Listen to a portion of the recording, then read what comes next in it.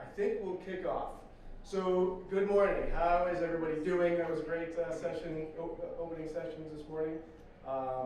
Thank you all for coming and joining this particular session on transforming your procurement and accounts payable teams' processes. We'll spend 45 minutes, so we have until noon to go through this session. And really, just want to do a quick introduction. So number one, again, my name is Dan Heise. I run BirchStreet for Europe, Africa, Middle East, and India. Pleasure to be here. Focused primarily on changing the operational efficiencies and effectiveness of hotels and hotel companies. I'm joined by two colleagues, so Nicole Catenti and Omar Delati, who are in front.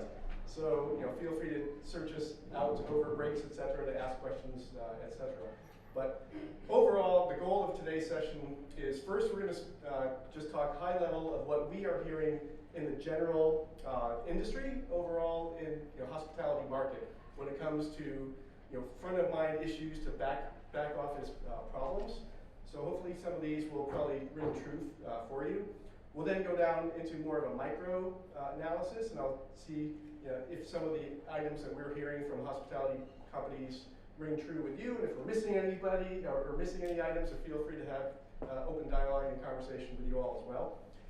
We're going to talk about how well-tuned accounts payable or finance teams and procurement teams and sourcing teams really do it well and are tuned into the market and their customers and their teams on property, etc. And then we'll talk about a transformation cycle and how you can build in best practices, best SOPs, and indeed underlying technology to drive efficiencies, drive down costs, and increase your margins. We'll talk about a few case in points and then just strategies for success. So hopefully this is the right session you're in. Again, if you have any questions, and I'd like to be this, have this as more of an open dialogue than just my speaking to you, but we'll see how the day goes. Number one, what are we hearing just from a macro side, within hospitality? And this is something that I think rings true. It does vary region by region, city by city, market by market. And like I was in Dubai on Tuesday, Wednesday, they have a very different market than London, that has a very different market than Hong Kong right now, that has a very different market than Edinburgh or Dublin. So every market is a little different. But one thing we do know, and one thing I keep hearing in certain markets is cash is king. And this is ringing true because margins are getting squeezed.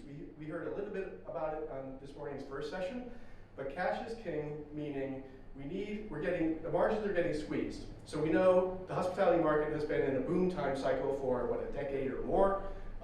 It's not going to keep going like that. Costs are rising, and the costs of both food and beverage, OS&E, and labor is indeed going to keep rising. In the section that we saw this morning around labor, and if whatever happens with Brexit, etc., undoubtedly we probably will have to increase labor costs as well. And what that means is margins are clearly being squeezed. I think everybody will say, yeah, that's true, but our owners and owning groups, and if we're public companies, they're still squeezing us to get more and more out of the business. So hence, those pressures are driving more around cost-cutting measures. A lot of us have probably already put in a lot of cost-cutting measures within our businesses, but still owners want more. And all of this is happening together with the change in the actual customer base, because customers, again, as we heard this morning, customers are demanding different experiences. They also want to know, where is my food? Where is this being sourced? Is it ethical? Is it sustainable? So all of that is driving a big change in supply chain, in procurement, in sourcing contracts, in how chefs and culinary work together with procurement teams, how finance teams and cost controllers are trying to figure out how can we actually satisfy the customer while also satisfying our owners' intention for increasing the EBITDA of our business, of our hotel or hotel company. That's what we're hearing at a very, very high, at a high level. I think also we're seeing a lot of companies are digitizing the whole what we call procure-to-pay process, but still some companies are doing it either ineffectively, or they're on older systems, or a lot of, as we go through some stats, you'll see that companies are indeed still manual in this process. So this is at a high level. Do people agree with this, or Is anything I'm saying just, you're saying that's rubbish? No, okay, great, so I'll carry on. Now we'll go down into the micro level. So this is what we're seeing when we're in conversations with individual prospects or our existing clients. So number one, there is low spend compliance and limited rebates. I know that varies market by market, but spend compliance isn't as high as it should be because we're contracting or making purchases that are outside of contracts. We have a ton of manual processes and a ton of paperwork to manage. And I know, again, that's going to vary country by country or region by region because certain areas are more digitized than others. But there's still a lot of paperwork that we're receiving. Like if POs are going out, some suppliers still want POs via fax. Other suppliers are receiving records or invoices, maybe manually, but in certain regions again. So again, from a finance standpoint, there's a ton of manual processes, a ton of paperwork that you have to plow through, and that's just taking time, eating resource time, and costing hotels and the business more money. We have low visibility into the business performance. So from an analytics standpoint, a lot of companies are using different systems to track the sourcing, procurement, accounts payable side of the business and the inventory management side of the business. And if those are not joined up, then you can't have clear visibility because the ultimate goal is to understand what exactly is happening within my hotel or in my business, as a hotel organization. And hence, if I know exactly what's happening within the organization, then I know what changes I should make from an SOP standpoint, or maybe a technology standpoint, or a team standpoint to drive and maximize my margins. One side that I see again, and this will be regional variations, is unclear rules as far as paying invoices. Some companies are actually blind paying, so maybe everybody does it every once in a while, but you'll have measures in place to make sure that you're paying appropriately.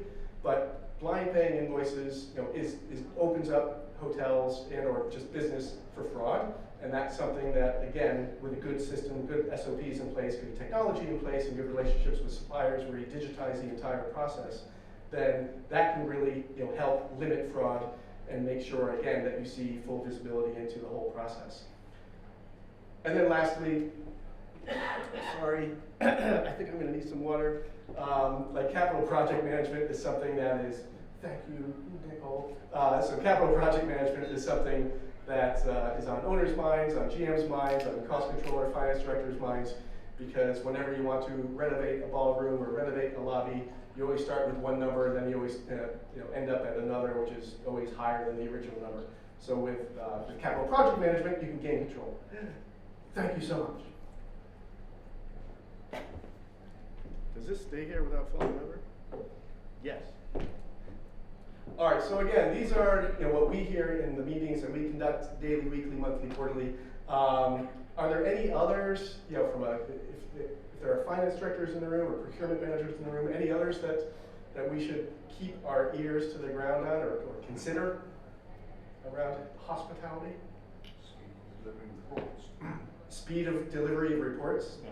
Yes. Delivering reports. Yeah. Okay, so great point, and I think that was on last, as far as understanding what information I have at my fingertips, like what am I spending, who's spending, who's spending, who's compliant, who's not compliant, etc. So great point. What else are people struggling with from procurement through sourcing to finance and payments? Yes? Integration between systems, from procurement system into accounting system. Yes. And all the other systems that hang off the back of everything. Yes, exactly right.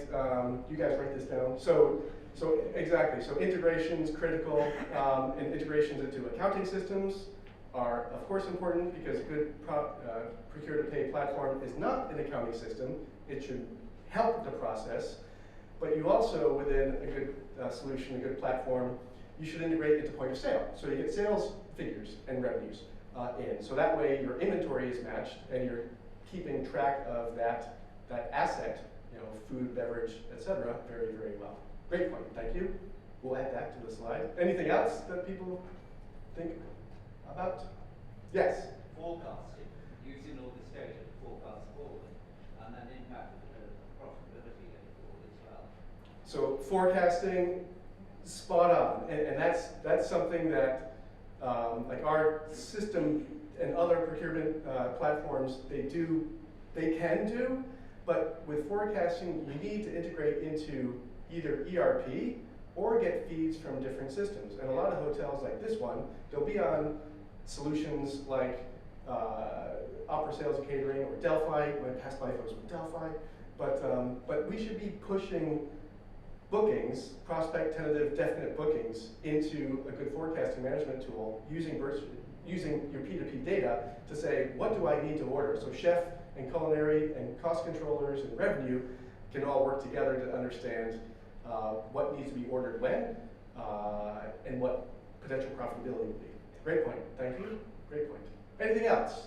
Market opening, you must have data that will say in the system what's the trends, pricing trends, so that will inform the users as to where we should be going with things, so it helps set strategy. Spot on, and this is again something that is. Later. Yeah, no, you're right. Like this is, you guys should do the presentation for me.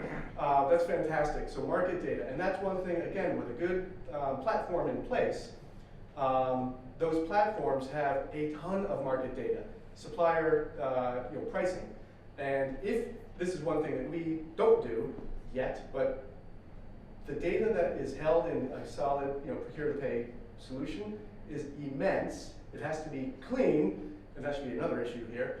But clean data. But if you look at market trends and what is the price of cod in London today versus what the anticipated price is to be in December 15th, then that's just a better way, a smarter way of managing your own business, but also managing supply chain, right? So thank you. I want to get your card later, and everybody's card for that matter. So anything else? One issue at the moment then is the C&E menus being booked so far in advance, and Yep. you have Asian flu or something kicking in and just hiking prices of certain products, and how you manage forecasting costs where you've already sold that many. So this is along the same lines as gentlemen, like forecasting, but specifically around conference and events, booking 3, 6, 9, 12 months in advance, and hence everybody having visibility into what the heck is happening micro in my hotel, macro-ish within my market within London, and then way macro across the UK or indeed world. So, and again, I think, like I haven't seen it within our company that we're doing that well enough. If other companies do that well, I think it's an awesome way to better manage your business and hence be able to anticipate what should I be serving to that customer, anticipating the price of X in 3 months, 6 months, and anticipating that demand. Great points, and thank you. This is all good. I'm on the second slide. Oh, please, go ahead. It's another one where actually it's linking the back office with the people in the building. So like the back office teams, the back of the house teams, the front of house teams, but also the guests. I think we often get set in a world of back office business without remembering that we're a people first product. You are spot on again, and give me 2 slides and I'll talk just to that. Because it's both your team. Your team has to love what they do, they have to be proud of what they're doing, they have to be able to answer guests' questions where they're going to say, hey, where was this fish from? Or what ingredients are in this? And we know Natasha's law is coming up where that whole supply chain is going to be so incredibly important. My son is allergic to peanuts, so it's very important for me as well. But it's going to be hard to get there. But knowing what the guest demands are and knowing what your own internal team's demands are, or what they're going to be demanded upon them, it's going to be important to provide them appropriate data, appropriately, that's accurate, so that way they can do their jobs better, right? Again, great point. Okay, anything else? But thank you very much for that, that was great. If I hit go, great. So overall, like we won't spend a lot of time on this slide, but best in class, strategies for procurement and AP teams and operations teams. If you look at the teams that are best in class, then what they're doing is they're integrating really good operational SOPs and that side of it into their business, the finance and procurement teams have great strategies, partly because they're automated, but also partly because they're just well-trained, well-managed, work together as a team. So that is all important. And a hotel has a lot of different departments, a lot of different personalities. We've all worked in hotels, myself included, started as a dishwasher. So you know personalities in different departments can work very well together, and you also know certain hotels and personalities don't work well together. But those that are high performing, everybody's working together towards the same goal. And that's really a goal that we try to bring in with great SOPs, great technology, et cetera. Coming here to that question, so here we're saying well-tuned accounts payable or finance teams together with procurement teams they're tuned in, so they're listening to their team, they're listening to the market, and they're adjusting for success and really to help manage the business. Everything, again from that point made earlier, should be focused on the customer initially, because we in hospitality, we're hospitable. The question earlier of why join hospitality is because we're hospitable and we're friendly, and we should be friendly, and it's a great market to be in, a great business to be in. But everything's focused on the client because you want to make sure that they are absolutely satisfied, and their needs are changing. As I said earlier, they want to know where is this plate of food coming from, and also people are just changing from a forecasting standpoint. Like the gentleman earlier up on stage when they said, yep, we had a great T-bone steak 5 or 10 years ago, and they said, well, my teeth are bad, but also I'm now a vegan. So everybody's changing, so chefs, culinary, cost controllers, procurement, everybody has to be tuned into this because you need to satisfy the guest who's looking for the experience, but also is looking for data to ensure that, yes, this salmon is sustainably caught. Very important. However, you also have a lot of other players, and again, as talked about earlier.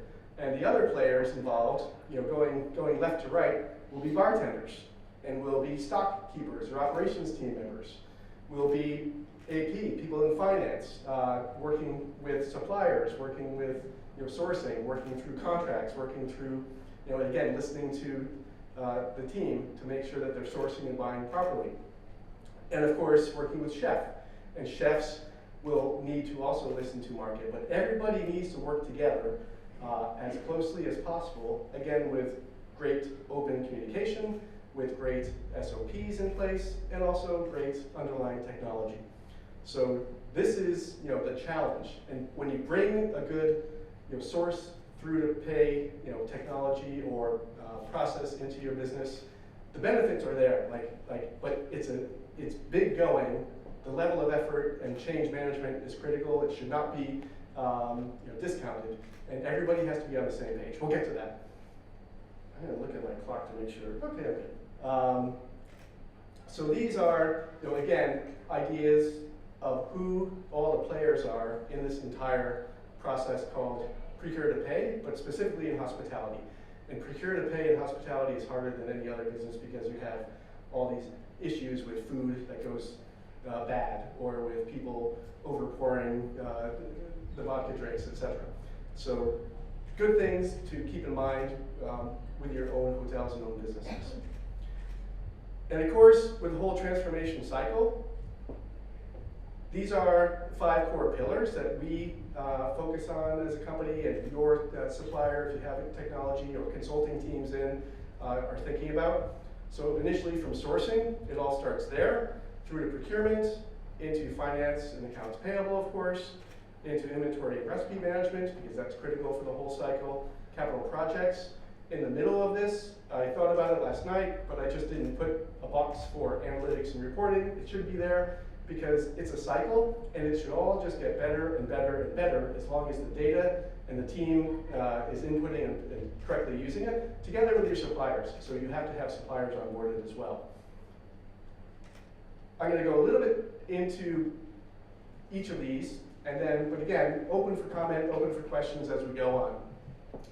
But it starts with sourcing, and from a sourcing perspective, what's important? It's important to understand, well, what are we sourcing and why? So what are my top 100 or 500 or 1,000, or maybe start with 10. What are the top 10 products that we're purchasing for food and beverage, for OS&E, for anything else? Labor should also be in there. And how am I actually doing it? From an analytical standpoint, it has to be immediate and accurate. You can't wait a day, a week, a month for data to actually show up at your desk because it's going to be out of date. This study, and actually we have a study from a company called Advent that did this, and they went out and they questioned a ton of hotels around best practices. And what they found were some of these differences, and they focused specifically on how much spend was under management, savings against target, spend that's contract compliant, etc. You can do it yourself. But I'll just highlight 3 areas which I think were pretty, staggering between best-in-class, high-performing teams and the rest. And again, this just points to money and savings to make and drop down to margin, drop down to EBITDA. So number 1, spend under management. Like 55% that's the average, but when you parse out best-in-class, they have over 90% of spend under management, and that would be looking at addressable spend that's sourced or spend that's contract compliant. So spend under management means I have 90% of my spend in contracts because I know who I need to buy what from at what point. So that's high, and that's a wickedly high-performing team. I noticed somebody's eyebrows go up. So is that possible or not? I guess it is if indeed companies are answering to this level, because then you can actually understand from an analytical standpoint what data can drive my suppliers' costs down for me, and plus how much information can I give back to the suppliers so they understand what I'm going to be buying at what point. Spend that is contract compliant, like 50% contract compliant versus 70% for the best performing. So again, think about this data. I think all these PowerPoints will be forthcoming to you afterwards. But this is something where analyzing your existing procurement and sourcing processes can really help you drive costs down and improve relationships with suppliers. The best-in-class procurement operations, these, again, with systems in place, the relationships that you build with your suppliers, critical. It is two-way. Everybody has to have good data. Everybody has to trust the data. Sometimes in hotels, suppliers will have better data than you will have. That's always embarrassing. So again, getting a great procurement system in place and making sure that your teams are using it well, then you're coming to the table in every month, quarter, annual renegotiation, and your data should match or be very close to suppliers' data. That's the ultimate goal. And that way, you and your suppliers will be working off accurate data, and then the negotiation can happen much more, well, just better. It'll just be a better negotiation. But again, working with suppliers, very, very important to how you can drive costs down for your hotel. The finance and AP processes, so let's say we have sourcing complete, we're contracting with our key suppliers, contracting well. Procurement teams and cost controllers are working closely with chef and food and beverage teams and housekeeping teams for OS&E, et cetera, and engineering. And now, from the standpoint of putting in a best-of-class process, is something called three-way match. A lot of hotels look at this and they say, oh my gosh, I'll never get there. Or oh my gosh, the suppliers aren't digitized enough to actually do this.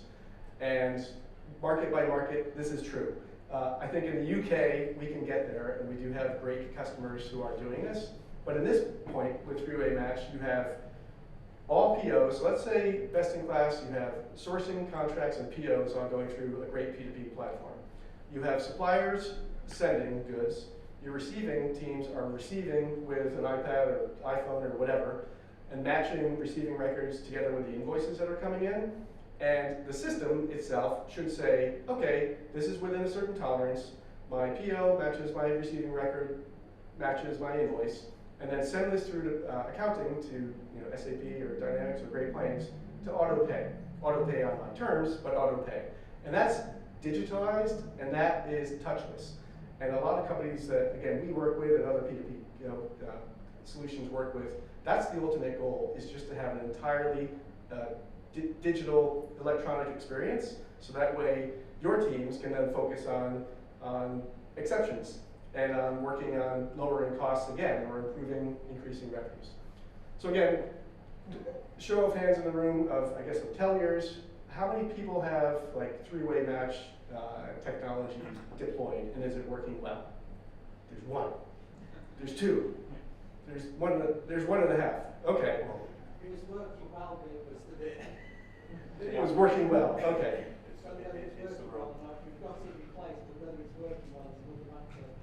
Yeah, and it's a constant, you constantly have to keep improving and analyzing and monitoring and training and making sure suppliers and your teams are using the systems properly, so of course. But when it works well, benefit? Yes, so of course benefit, I think we all realize that. Did you have, nope, okay. All right, cool, I'm gonna drive on because I have 16 minutes left. Next, inventory and recipe management. I kind of marry these two together.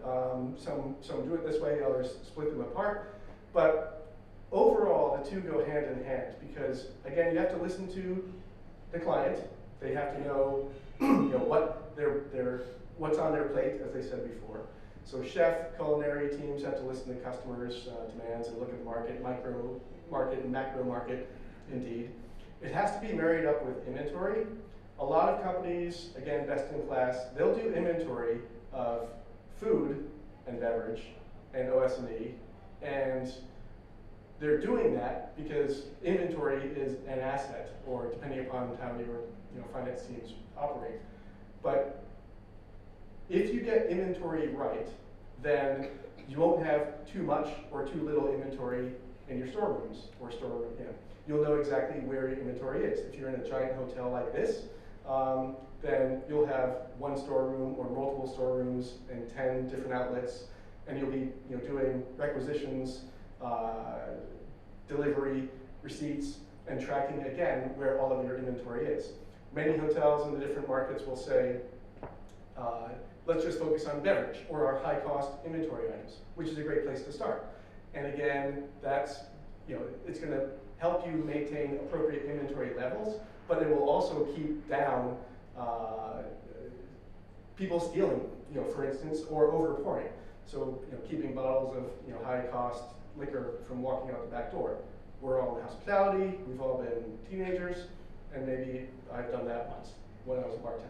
So sorry, I'm being open. But if you put a great inventory tool in place, then that keeps people from doing that. So stop overpouring, stop walking out the back door with expensive cuts of meat, etc. Again, I know it varies per country and per region, and some it's worse than others. But has anybody, I'll ask the question from recipe management or inventory management, does anybody have great systems in place today?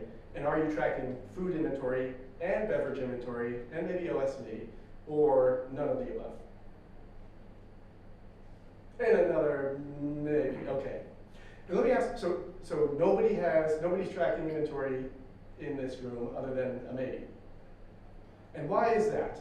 Is it just on the too hard to figure out pile, or is it not important enough we don't think it'll drive our operational efficiencies or costs or control?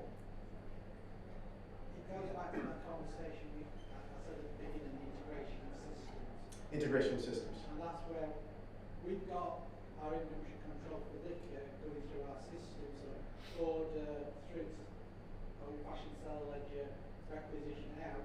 The bit that's missing is that bringing the revenue in, so that you get the data, because we deal with Oracle, so the necessities to go through all the loops to get the data and setting things up, that's what slowed us down doing that. So, okay, so it's transition of data and integrating probably data from point of sale, like revenue data. That way, so you're getting point of sale data in so you know what was sold. You don't get the pricing of what was sold. Hence, you can't do menu management or P&L for certain recipes and menus, and hence chef or cost controllers or revenue teams can't say, hey, as opposed to putting this item in that menu, put that item because it's half the price and improves my food cost percentage. Okay, so integrations. Anything else? Please. Human error, and that is where it falls down from the start. If it's not accurate at the beginning, then it distorts the rest of the data you've got. Yep, so the point here made, and I'm repeating for everybody, is human error. And again, that's spot on, because everybody has to be involved. So right now, taking inventory manually, you're still gonna have human error, but maybe you don't know it. But implementing a system, you should be able to track it, have a baseline, see what happens month one, quarter one, year one, and then just making small improvements over time. And again, it's daunting. It's a daunting task to do food and beverage. So maybe focus on beverage first because that's a high cost item. But no, great point again, human error. Anything else as far as tracking of inventory and recipe management? And I'll throw one out. So chefs, do chefs want to sit all day at their laptops and create recipes and manage it and your procure-to-pay solution? No, or some do, but most don't. So you have to make the system simple and easy to use. But once you have recipes managed and standardized within a good system, then when chef walks out the door, he or she is not taking their recipes with them. Some chefs don't like that, of course, but again, it's rules of employment. So please, you had a point. I was just going to add that systems work beautifully when you've got a standardised process. But you mentioned the word chef. Most chefs like to be creative, so they do not want to be tied down to specific menus. So then you employ a food and beverage manager to sit with the chef to write the menus, and then you start. You could never do it. Pizza Express would work brilliantly because they're set with their quantities, their sourcing. That's Yes. fine. But most food, you're just going to spend more money than you save. Yep. By integrating that. So point made for everybody again is that some chefs, or no, most chefs, they don't want to be tied down to specific menus, of course, and hence they don't want, to spend that time. So certain companies who have insanely solid SOPs, and there's one global company that uses our stuff pretty well. It starts with an M, and the company that starts with an M, they have excellent, strong SOPs in place, and hence they do say, if you want to work here, and if you want to cook here, you have to employ these procedures, these recipes, etc. So agreed, and it's tricky, it's hard to do good recipe management. Inventory management I think is easier, but still. Great points, and thank you for the commentary. I'm going to carry on because I think I'm 9 minutes away. Yes, okay. Thank you. Next one, this is a little easier. So capital project management, again, a lot of companies will do capital refurbs, etc. within the hotel. Owners will give, here you go, here's how much money you can spend. And a lot of capital projects are managed either within ERP and Excel, a combination of the two. A lot of it is done in Excel. So a good P2P process and platform should allow for capital projects to be managed where you have the overall project, lobby refurb. And then you have sub-projects with all of your suppliers that are approved. And then you have individual owners of each of those sub-projects that are putting POs against a budget, against an individual checkbook for that sub-project. And in that case, hopefully your capital projects do not surprise anybody, and anytime you're overspend, then it'll warn you and say, sorry, go get, either say, no, we can't buy those lights, go buy different lights from Alibaba or Amazon, if you're so inclined, or go back to the owner and say, sorry guys, we're doing, if you want this particular type of item, then it's gonna cost a bit more. So best-in-class capital project management. And then I'm just gonna run through, again, case in points. We do have everybody who implements a procure-to-pay process or system. Nobody does it perfectly. Some do it better than others. And overall, that's true of any system, be it putting in a new property management system like the team in the other room, putting in a new ERP or point of sale system, putting in a P2P solution. So, but you do have lighthouse customers, and the lighthouse customers of ours are awesome, because the way they do it, I'll get to, is so important that they all work very closely together. They understand the level of effort to do this, and they also understand that it's a constant evaluation, training, and working together as a team to get it done. But if you can do it well, then the rewards are there to drive efficiency, to drive down costs, to improve your margins, and again, getting back to the original cash is king statement, because that is important for, of course, owners. Because the reason why we're all here is because owners are saying, I need more money. Even though if ADRs are stagnant, our costs are still going up, our labor costs are going to go up. So you say, how the heck do I drive more margins? And the biggest way to do it, A, would be labor, and B, would be on directs like food and beverage and listening. So that's where a solid process and system can help you. Last slide. So overall strategies at a high level. Number one, set realistic goals. So, listening to some of the comments in here, thank you very much for that. Listening to the comments, you say, okay, people do have probably good sourcing and procurement processes, maybe good systems in place. People are not tracking inventory. Okay, that's interesting, because I think if you have a ton of inventory on hand, or a big hotel, or a big company, that's a place where you can drive costs down and drive efficiencies up. Accounts payable, so again, if you looked at three-way match, that's something that, again, will drive efficiencies of your finance team dramatically, because if you can digitize the whole thing where procurement to supplier to receiving to payments is all electronic and touchless, then of course you're going to drive efficiencies of your team. But be realistic with this. Go about this in a partnership approach. Again, we've all worked with companies and hotels, etc., where the teams, each department is working very, very closely together. You're in constant contact. You work together as a team. There's no finger pointing. Does that hotel exist? It has to exist somewhere. But again, it's the more you're leading this charge for change and everybody's bought in, the higher success you're going to have as you deploy technology or a new process. Aim for constant process improvements. So again, I think going back to the point as discussed earlier, like once you deploy, it's not done. It's a forevermore. So to make sure your data is clean, make sure your suppliers are working well within the tool, and make sure your analytics are then hence correct.